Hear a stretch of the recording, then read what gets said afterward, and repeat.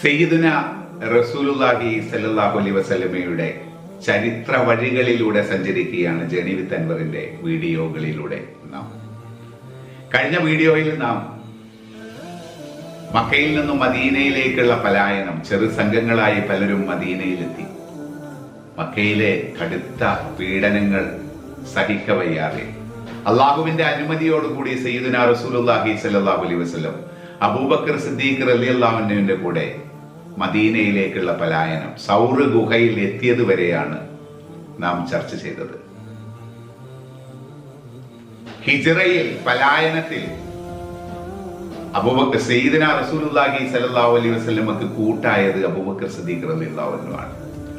ആ യാത്ര, മക്കയിൽ നിന്നും മദീന എത്തുന്നത് വരെയുള്ള യാത്ര, അബൂബക്കർ സിദ്ദീഖ് റളിയല്ലാഹു അൻഹു ആ യാത്രയുടെ ഓരോ വഴികളിൽ വെച്ചിട്ട് കുറച്ച് സമയം കഴിയുമ്പോൾ ഒന്ന് മുന്നോട്ട് ഓടിപ്പോകും. അവിടെ നിന്ന് ആരെങ്കിലും റസൂലുള്ളാഹി സ്വല്ലല്ലാഹു അലൈഹി വസല്ലമയെ ആക്രമിക്കാൻ വരുന്നുണ്ടോ എന്ന് ഓടി നോക്കും. ഒരുപാട് ഓടി തിരിച്ചു വരും. തിരിച്ചു വരുമ്പോൾ പിന്നെ തോന്നും ബാക്കിൽ നിന്ന് ആരെങ്കിലും റസൂലുള്ളാഹിനെ ആക്രമിക്കാൻ വരുന്നുണ്ടോ എന്ന് വിചാരിച്ച് പിന്നോട്ട് ഓടും. റസൂലുള്ളാഹി ചോദിച്ചു, യാ അബൂബക്കർ, നിങ്ങൾ എന്താണ് ഈ ചെയ്യുന്നത്? അങ്ങനെ ഓരോ സ്ഥലത്തും ഓടി ആ ഹിജ്റ യാത്രയിൽ 3 ഇരട്ടി യാത്ര സിദ്ദീഖ് റളിയല്ലാഹു അൻഹു നടത്തി എന്ന് നമുക്ക് ചരിത്രത്തിൽ കാണാൻ കഴിയും. അത്രക്ക് റസൂലുള്ളാഹിക്ക് അങ്ങോട്ടും ഇങ്ങോട്ടും ഓടി സംരക്ഷണം കൊടുത്തിരുന്ന സിദ്ദീഖ് റളിയല്ലാഹു അൻഹു. അങ്ങനെ ആ യാത്ര മദീനയിലെത്തുന്നതും മസ്ജിദ് ഖുബ പള്ളി നിർമ്മിക്കുന്നതുമായ ഭാഗങ്ങളിലൂടെയാണ് ഈ വീഡിയോയിലൂടെ നാം പോകുന്നത്. ഓരോ വീഡിയോയും തുടക്കം മുതൽ തുടർച്ചയായി ഘട്ടങ്ങൾ പൂർണ്ണമായും കാണണമെന്ന് എല്ലാ വീഡിയോയിലും പറയുന്നത് പോലെ ഓർമ്മിപ്പിച്ചുകൊണ്ട് ചരിത്രത്തിന്റെ 15ാം ഭാഗമായ വീഡിയോയിലേക്ക് കടക്കുന്നു.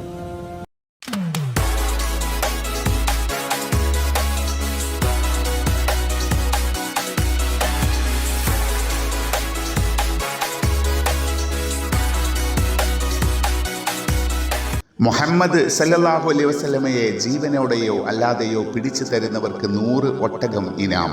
ആളുകൾ നെട്ടോട്ടം തുടങ്ങി. എങ്ങനെയും മുഹമ്മദിനെ പിടിക്കണം, 100 ഒട്ടകം കരസ്ഥമാക്കണം.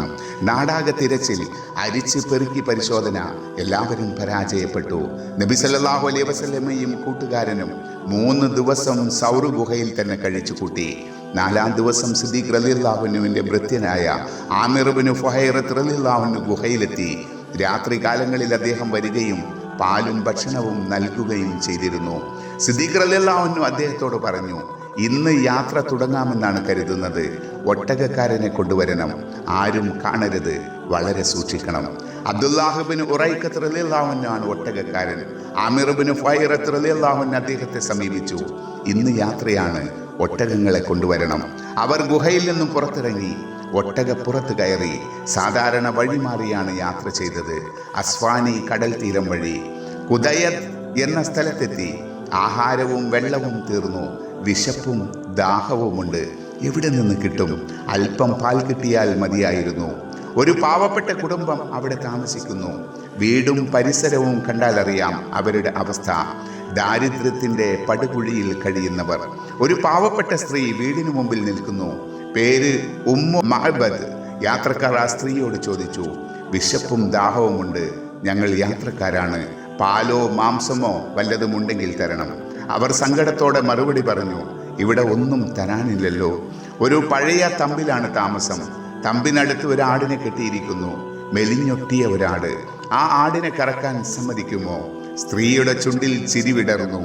അതിനെ കറന്നിട്ട് എന്ത് കിട്ടാനാണ്? അവർ പറഞ്ഞു, ഒരു പാത്രം തരൂ, കറന്നു നോക്കട്ടെ. അതൊരു വയസ്സായ ആടാണ്, പാലില്ല. നിർബന്ധിച്ചപ്പോൾ ആ സ്ത്രീ ഒരു വലിയ പാത്രം കൊടുത്തു. നബി തങ്ങൾ ബിസ്മി ചൊല്ലി പാൽ കറന്നു. ധാരാളം പാൽ. സ്ത്രീക്ക് അതിശയം അടക്കാനായില്ല. ഇത് സാധാരണ മനുഷ്യനല്ല, അള്ളാഹുവിന്റെ അനുഗ്രഹം ലഭിച്ച ആളാണ്. പാത്രം നിറയെ പാൽ. എല്ലാവരും വയറ് നിറയെ കുടിച്ചു. വിശപ്പും ദാഹവും പോയി. എന്നിട്ടും പാൽ ബാക്കിയാണ്. പാൽപാത്രം ഉമ്മു മഅബദിനെ കയ്യിൽ കൊടുത്ത് അവരുടെ ഭർത്താവ് അബൂ മഅബദ്, അവർ പ്രവാചകന്റെ മോചിതത്ത് നേരിൽ കണ്ടു. ഇസ്ലാം ദീനിനെ അവർ അടുത്തറിഞ്ഞു. ദിവസങ്ങളോളം അവരുടെ ചിന്ത അതുതന്നെയായിരുന്നു. പിന്നീട് ആ കുടുംബം ഇസ്ലാം മതം സ്വീകരിച്ചു. വീണ്ടും യാത്ര തുടർന്നു. പിന്നിൽ നിന്നും കുതിരയുടെ കുളമ്പടി ശബ്ദം. സിദ്ദീഖ് റളിയല്ലാഹു അൻഹു തിരിഞ്ഞു നോക്കി. സുറാഖത്ത് ബിൻ മാലിക്, അതാ വരുന്നു ശത്രു.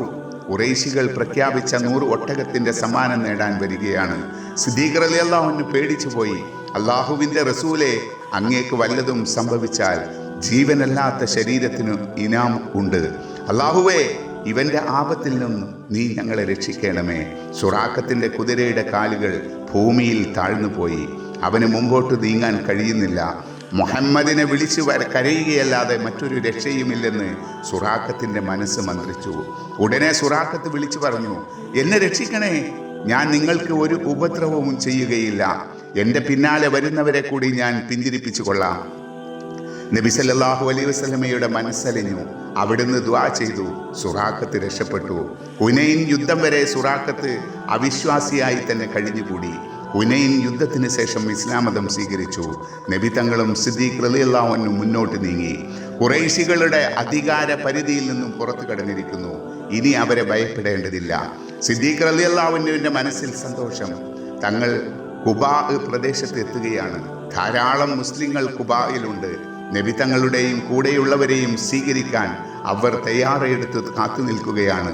പ്രവാചകൻ സല്ലല്ലാഹു അലൈഹി വസല്ലമ മക്ക വിട്ടു എന്ന വാർത്ത യശ്രിബിൽ എത്തിയിരുന്നു. ഏത് ദിവസവും എത്തിച്ചേരാം.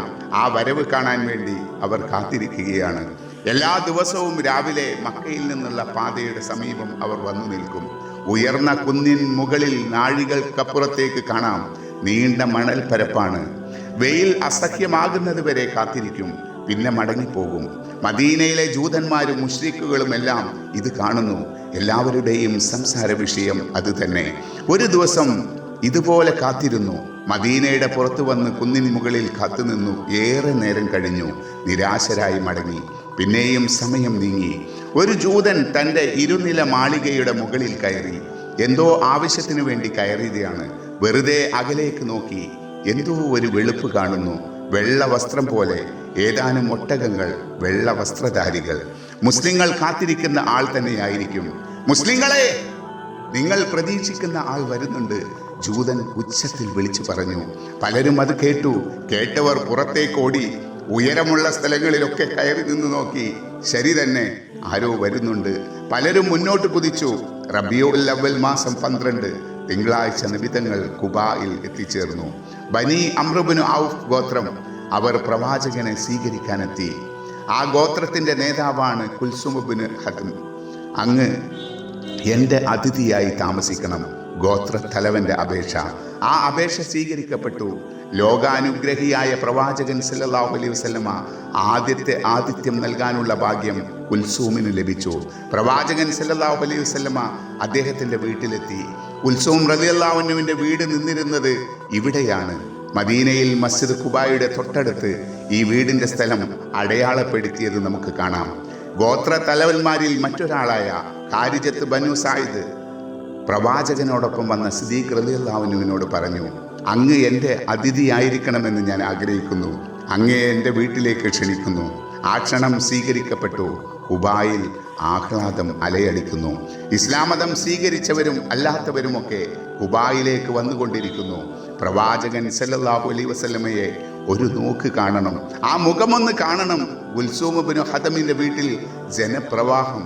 മക്കയിൽ നിന്നും ഹിജ്റ വന്ന മുസ്ലിങ്ങളും ഓടി വരുന്നുണ്ട്. പ്രവാചകൻ സല്ലല്ലാഹു അലൈഹി വസല്ലമ ഒരാപത്തും കൂടാതെ ഇങ്ങെത്തിയല്ലോ. ഖുറൈശികളുടെ കഠിന മർദ്ദനത്തിനിരയായ പലരും അക്കൂട്ടത്തിലുണ്ട്. പ്രവാചകൻ സല്ലല്ലാഹു അലൈഹി വസല്ലമ അവരെ ഉപദേശിച്ചു. വിശുദ്ധ ഖുർആൻ വചനങ്ങൾ ഓതിക്കേൾപ്പിച്ചു. ശ്രോതാക്കളുടെ മനസ്സ് ആനന്ദം കൊണ്ടു. ഇവിടെ ഒരു പള്ളി സ്ഥാപിക്കണം. പ്രവാചകൻ സല്ലല്ലാഹു അലൈഹി വസല്ലമ നിർദ്ദേശിച്ചു. അനുയായികൾ സ്വീകരിച്ചു. മുസ്ലിങ്ങൾ താമസിക്കുന്ന സ്ഥലത്ത് പള്ളി വേണം. പ്രവാചകൻ സല്ലല്ലാഹു അലൈഹി വസല്ലമയും അനുയായികളും രംഗത്തിറങ്ങി. അവർ തന്നെയാണ് തൊഴിലാളികൾ. അവർ കല്ല് ചുമന്നു, മണ്ണ് ചുമന്നു, വെള്ളം ചുമന്നു. ചെറിയൊരു പള്ളിയുടെ അസ്ഥിവാരം. ഇന്നത്തെ രീതിയിലുള്ള പള്ളിയൊന്നും സങ്കല്പിക്കരുത്. 4 ചുമരുകൾ അത്രയും സങ്കല്പിച്ചാൽ മതി. അവിടെ എല്ലാവരും ഒരുമിച്ച് കൂടി നിർഭയരായി നിസ്കരിച്ചു. അന്ന് നിർമ്മിച്ച പള്ളിയുടെ അടയാളം നമുക്ക് മസ്ജിദ് ഖുബായിൽ മിഹ്റാബിന്റെ അടുത്ത് മുകളിൽ അടയാളപ്പെടുത്തിയത് കാണാം. ഈ കറുത്ത കുത്ത് കാണുന്നതിൻ്റെ നേരെ താഴെയായിരുന്നു അന്ന് പ്രവാചകൻ സല്ലല്ലാഹു അലൈഹി വസല്ലമ പള്ളി നിർമ്മിച്ചിരുന്നത്. എന്തൊരാശ്വാസം! മക്കയിൽ വെച്ച് നിസ്കരിച്ചു കൊണ്ടിരുന്ന എത്ര പേരാണ് മർദ്ദിക്കപ്പെട്ടത്. കിരാതമായ മർദ്ദനം. അൽഹംദുലില്ലാ, അള്ളാഹുവിന് സർവസ്തുതിയും. മഹാനായ പ്രവാചകനോടൊപ്പം നിർഭയരായി നിസ്കാരം നിർവഹിക്കാൻ കഴിഞ്ഞല്ലോ. വെള്ളിയാഴ്ച വരെ ഖുബായിൽ താമസിച്ചു. വെള്ളിയാഴ്ച യശിരിബിലേക്ക് പുറപ്പെടുകയാണ്. വെള്ളിയാഴ്ച രാവിലെ ഖുബായിൽ നിന്ന് തന്നെ പുറപ്പെടുന്നു എന്ന വിവരം എല്ലാ ദിക്കിലും അറിഞ്ഞു. പ്രവാചകൻ സല്ലല്ലാഹു അലൈഹി വസല്ലമ അകമ്പടി സേവിക്കാൻ ആളുകൾ ഒഴുകിയെത്തി. വമ്പിച്ച ഘോഷയാത്ര, അനേകം സത്യവിശ്വാസികൾ, ധാരാളം കാഴ്ചക്കാർ. ഖുബായിൽ നിന്നുള്ള ആ ഘോഷയാത്ര കാണേണ്ട കാഴ്ച തന്നെ. സ്ത്രീകളും കുട്ടികളും വൃദ്ധജനങ്ങളും അടിമകളുമെല്ലാം വഴി നീളെ അണിനിരന്നു. അന്ന് വരെ കാണാത്ത കാഴ്ച, കോരിത്തരിപ്പിക്കുന്ന കാഴ്ച. എല്ലാവരും കൂടെ നടക്കുകയാണ്. കാഴ്ചക്കാരും നടക്കുന്നു. എന്താണവർ വിളിച്ചു പറയുന്നത്? അല്ലാഹു അക്ബർ, അല്ലാഹു അക്ബർ. കറുത്തിരണ്ട മലനിരകളിൽ അത് പ്രതിധ്വനിക്കുന്നു. മണൽ തരികൾ പോലും കോരിത്തരിച്ചു. അകലെ ഈത്തപ്പനത്തോട്ടങ്ങളിൽ പണിയെടുക്കുന്ന അടിമകൾ അപൂർവമായ ആ കാഴ്ച കാണുന്നു. ആ ശബ്ദം കേൾക്കുന്നു. അടിമകളുടെ കണ്ണുകളിൽ വിസ്മയം. അടിമകളുടെ വിമോചകൻ എത്തിയിരിക്കുന്നു. അധ്വാനിക്കുന്നവരുടെ പടത്തലവൻ സമാഗതമായിരിക്കുന്നു. അല്ലാഹു അക്ബർ. അടിമകൾ പണിയായുധങ്ങൾ വലിച്ചെറിഞ്ഞ് ഘോഷയാത്ര കാണാൻ മലമ്പാതയിലൂടെ ഓടുന്നു. അർദ്ധനഗ്നരായ അടിമ കൂട്ടങ്ങളുടെ മഹാപ്രവാഹം. തീ പറക്കുന്ന മരുഭൂമിയിൽ വിയർപ്പ് ചിന്തിക്കുന്നവർ പരസ്പരം മറന്ന് തക്ബീർ മുഴക്കുന്നു. സാലിം ഇബ്നു ഔഫ് ഗോത്രം, ആ ഗോത്രക്കാർ താമസിക്കുന്ന പ്രദേശത്തിന്റെ പേര് സനൗനാ എന്നാണ്. നബി തങ്ങളും പരിവാരങ്ങളും ആ പ്രദേശത്തേക്കാണ് വരുന്നത്. സാലിം ഗോത്രക്കാർ പുതുവസ്ത്രങ്ങൾ അണിഞ്ഞു, സുഗന്ധ ദ്രവ്യങ്ങൾ പൂശി. കൊച്ചുകുട്ടികൾ ആഹ്ലാദം കൊണ്ട് തുള്ളിച്ചാടി. യശ്രിബിലേക്കുള്ള പാത ജനനിബിഡമാണ്.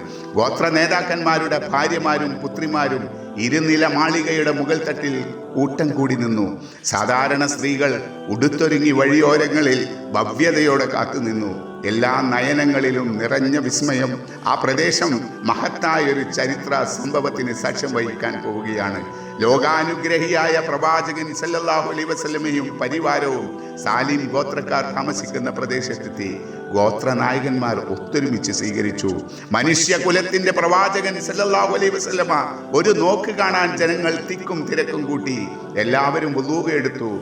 മധ്യാഹ്നം ഖുതുബ തുടങ്ങി. ജനങ്ങൾ അച്ചടക്കത്തോടെ ഖുതുബ കേട്ടു. പിന്നെ ജുമുഅ നമസ്കാരം. ആദ്യത്തെ ജുമുഅക്കും ഖുതുബയും പ്രവാചകൻ സല്ലല്ലാഹു അലൈഹി വസല്ലമ കൈകൾ ഉയർത്തി ദുആ ഇരുന്നു. സത്യവിശ്വാസികൾ കൽബ് തുറന്ന് ആമീൻ പറഞ്ഞുകൊണ്ടിരുന്നു. ചരിത്രം തങ്കലിപികളിൽ രേഖപ്പെടുത്തിയ സുദിനം. എല്ലാം ഉപേക്ഷിച്ചു മക്കയിൽ നിന്നും ഹിജ്റ പോയവർ വിശ്വാസം കൊണ്ട സുദിനം. ആ വെള്ളിയാഴ്ചയുടെ ഓർമ്മ തലമുറകൾ അയവിറക്കുന്നു. ആ വെള്ളിയാഴ്ചയുടെ കഥ കേട്ട് നൂറ്റാണ്ടുകൾ കോരിത്തരിച്ചു. സാലിം ഗോത്രക്കാർ നിസ്കാരം നിർവഹിക്കാൻ വേണ്ടി ഒരു പ്രത്യേക സ്ഥലം ഒരുക്കിയിരുന്നു. അവിടെയാണ് ജുമുഅ നടന്നത്. ജുമുഅക്ക് ശേഷം ഭക്ഷണം ഉള്ളത് എല്ലാവരും കൂടി പങ്കിട്ട് കഴിച്ചു. ഇനി യാത്ര യശ്രിബ് പട്ടണത്തിലേക്ക് പ്രവേശിക്കുകയാണ്. ഘോഷയാത്രയുടെ ഇനി യാത്ര യശ്രിബ് പട്ടണത്തിലേക്ക് പ്രവേശിക്കുകയാണ്. ഘോഷയാത്രയുടെ വലിപ്പം വർദ്ധിച്ചു. യശ്രിബ് പട്ടണം ഒന്നാകെ കോരിത്തരിച്ച് നിൽക്കുന്നു. ഒരു പട്ടണത്തിന്റെ പേര് തന്നെ മാറുകയാണ്. മദീനത്തുൻ നബി, നബി സല്ലല്ലാഹു അലൈഹി വസല്ലമയുടെ പട്ടണം.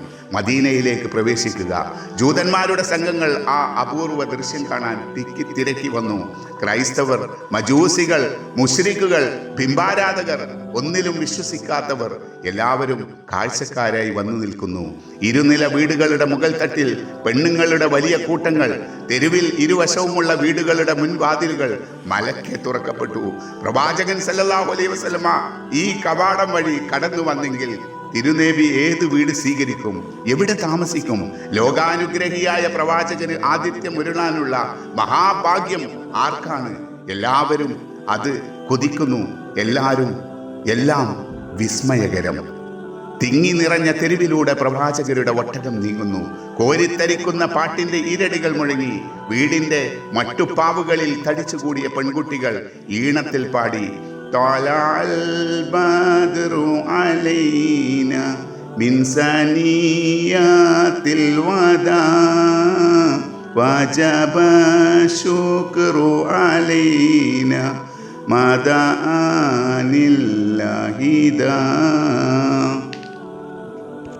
സയ്യിദുനാ റസൂലുള്ളാഹി സ്വല്ലല്ലാഹു അലൈഹി വസല്ലമയുടെ ചരിത്രത്തിന്റെ 15-ാം ഭാഗം ഇവിടെ അവസാനിക്കുകയാണ്.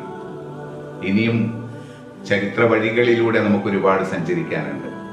മദീനയിലെത്തി മസ്ജിദുൻ നബവിയുടെ നിർമ്മാണം സഹൽ സുഹൈൽ സഹോദരങ്ങളിൽ നിന്നും വിലക്ക് വാങ്ങി അവിടെ മസ്ജിദുൻ നബവി നിർമ്മിച്ച ആ ഒരു ചരിത്ര വഴികളിലൂടെ നമുക്ക് അടുത്ത വീഡിയോയിലൂടെ ചർച്ച ചെയ്യാം. എല്ലാ വീഡിയോയും തുടക്കത്തിൽ പറഞ്ഞ പോലെ തുടർച്ചയായി കാണണം എന്ന് ഓർമ്മിപ്പിച്ചുകൊണ്ട് തൽക്കാലം നിങ്ങളോട് വിട പറയുന്നു. അടുത്ത വീഡിയോയുമായി അടുത്ത ആഴ്ച നമുക്ക് വീണ്ടും കാണാം.